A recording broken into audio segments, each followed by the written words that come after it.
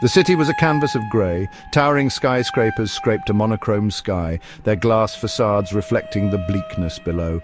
The streets, rivers of asphalt, pulsed with the rhythmic drone of unseen vehicles. A lone figure, swallowed by the shadows, navigated the labyrinthine alleys.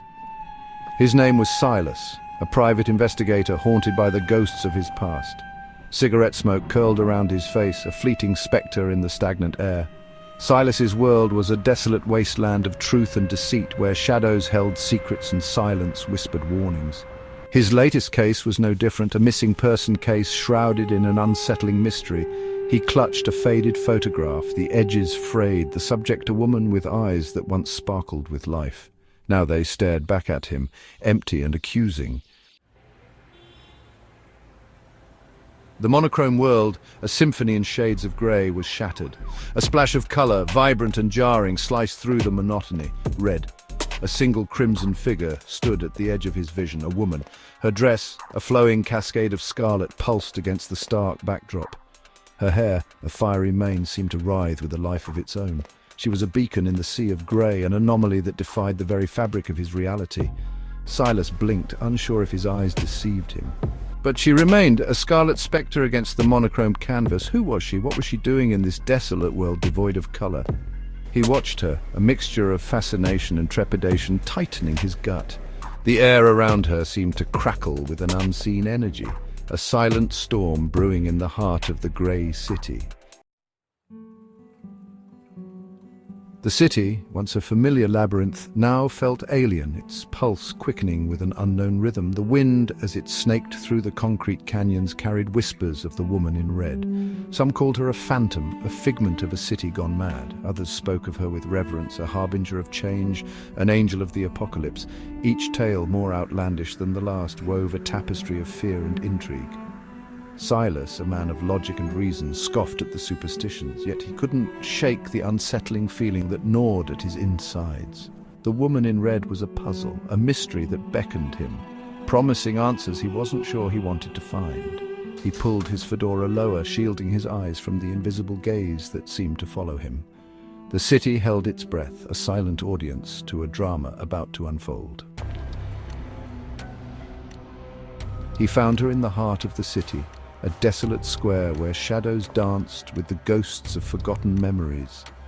The air was thick with the weight of untold stories, and the silence was almost deafening, broken only by the distant hum of the city that seemed worlds away. She stood, a solitary figure amidst the concrete jungle, her red dress a splash of defiance against the monochrome palette. The vibrant hue of her dress seemed to challenge the very fabric of the grey-scale world around her, a beacon of life in an otherwise lifeless scene. As he approached, his footsteps echoing in the stillness, she turned. Each step he took seemed to reverberate through the empty square, amplifying the tension that hung in the air. The closer he got, the more palpable the connection between them became, as if fate had orchestrated this very moment. Her face, framed by fiery hair, was a mask of porcelain, beautiful yet unsettlingly emotionless. The contrast between her vibrant hair and her cold, expressionless face was striking, creating an image that was both captivating and eerie. Her eyes, two pools of molten gold, held his gaze, piercing the veil of his composure. They seemed to see right through him, uncovering secrets he didn't even know he had. The intensity of her gaze was almost unbearable, yet he couldn't look away. "Who are you?" Silas rasped, his voice a dry whisper in the stagnant air. The question hung between them, heavy with the weight of unspoken truths and hidden meanings. She offered a slow, enigmatic smile, the corners of her lips tilting upwards, in a gesture devoid of warmth. It was a smile that promised answers, but also hinted at more questions, a smile that was as mysterious as the woman herself. "I am the answer to a question you haven't yet learned to ask." Her words were cryptic, leaving Silas more intrigued and confused than before. It was as if she held the key to a puzzle he didn't even know existed. Her voice, a melody that sent shivers down his spine, seemed to emanate from the very air around them, echoing in the cavernous depths of his soul. It was a voice that resonated with ancient wisdom and untold stories, a voice that promised both enlightenment and enigma. Section 5. A Glimmer of Truth. He spent days, weeks even, trying to unravel the enigma of the Red Woman. His mind was a labyrinth of theories and possibilities, each more convoluted than the last. The more he delved into her mystery, the more elusive she became, like a shadow slipping through his fingers.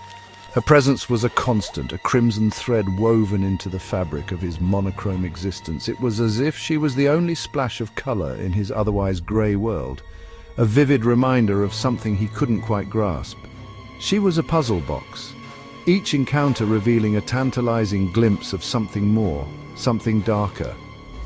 Every meeting left him with a sense of unease, a feeling that he was on the brink of uncovering a truth too profound to comprehend. She spoke in riddles, her words cryptic pronouncements that left him with more questions than answers. Her voice was a melody of secrets, each note hinting at a deeper hidden meaning that eluded him. She seemed to exist outside the boundaries of time and space, her origins as much a mystery as her purpose. It was as if she was a spectre from another realm, a being whose very existence defied the laws of nature. He learned her name was Lyra, a name that flowed like silk and cut like broken glass. It was a name that carried weight, a name that seemed to echo through the corridors of his mind, leaving a trail of unanswered questions in its wake. She was a being of immense power, her very touch capable of draining the color from the world, leaving behind a desolate wasteland of grey. Her presence was a paradox, a force of nature that both fascinated and terrified him. Why, he had asked, his voice a tremor in the face of her power. Why this city? Why this world? His questions were a desperate plea for understanding, a search for meaning in the chaos she brought. Her eyes, those molten pools of gold, held a flicker of sorrow, a fleeting glimpse into the abyss of his soul. It was as if for a brief moment she allowed him to see the weight of her burden, the pain she carried within. Because some things are best left forgotten, some truths are too terrible to bear. Her words were a chilling reminder that some mysteries are better left unsolved, some answers too dangerous to seek. Section 6, The Descent. Silas found himself drawn deeper into the mystery, his obsession with the Red Woman consuming him like a wildfire. The line between reality and nightmare blurred, the city becoming a reflection of his own fractured psyche. He saw her everywhere, her scarlet dress a splash of blood against the grey canvas, her laughter a chilling melody, echoed in the wind, taunting him, beckoning him further down the rabbit hole. His investigation led him to forgotten archives, dusty tomes filled with tales of ancient beings and forgotten powers. He learned of a time when color reigned supreme, when the world pulsed with vibrant life. And then he stumbled upon the truth, a terrifying revelation that chilled him to the bone. The Red Woman, Lyra, was not a harbinger of change, but a remnant of a forgotten past, a guardian of a terrible secret. Section 7. Crimson Tears. He confronted her in the heart of the storm, the city around them convulsing with a power that defied comprehension. The rain fell in relentless sheets, each drop a tiny dagger of cold that pierced their skin, mingling with the sweat and tears of their confrontation. The sky, a swirling vortex of grey, wept tears of rain, washing away the last vestiges of hope. It was as if the heavens themselves were mourning the loss of something precious, something irreplaceable. "You're draining the color!" Silas shouted, his voice barely audible above the wind's fury. His words were a desperate plea, a cry for understanding in a world that had lost its way.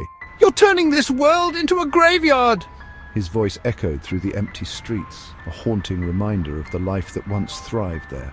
Lyra turned, her face a mask of anguish, her eyes, those molten pools, now overflowing with crimson tears. Each tear was a drop of her soul, a piece of her heart breaking away.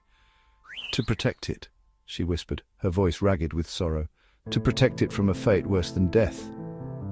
Her words were a confession, a revelation of the burden she carried. To protect it from a fate worse than death.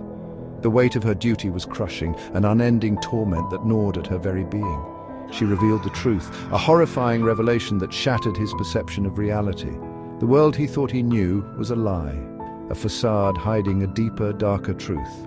The world, once a vibrant tapestry of color, had been ravaged by a plague of emotions, a darkness that threatened to consume everything. The colors had faded, leaving behind a monochrome wasteland, and she, Lyra, the last of her kind, was tasked with the terrible duty of suppressing the color, of keeping the darkness at bay. Her existence was a lonely vigil, a solitary battle against an encroaching void. Each splash of red a testament to her sacrifice, a constant reminder of the world she had sworn to protect. The crimson tears were her legacy, a symbol of her unyielding resolve and the price she paid for the safety of all. Section 8. The Revelation. Silas stood on the precipice of understanding, the weight of her revelation crushing him. He looked at the city, the world, through new eyes, seeing the monochrome not as a curse, but as a shield, a fragile barrier holding back the tide of darkness.